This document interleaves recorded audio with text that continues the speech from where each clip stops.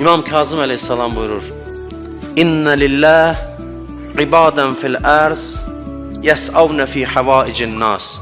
Deyir, Allahın yer üzündə bəzi bəndələri var. Onlar cəmaatın çətinliklərini həll eləmək, istəklərini yerinə yetirmək üçün çalışırlar. Rəhmətdirlər cəmaat üçün. Başqalarına xidmət edirlər. İşi gücü cəmaatın hacətini yerinə yetirməkdir. Çox gözəl insanlardır bunlar. Çox gözəl, cəmaata xidmət edir, düyünləri açmaqla məşğuldurlar. Maddi düyün, mənəvi düyün, başını aşağı salıb öz qarnının, öz ailəsinin, öz balasının dərdi ilə yaşamır ancaq. İnsanlara xeyir vermək istəyir, zövq alır belə həyatdan.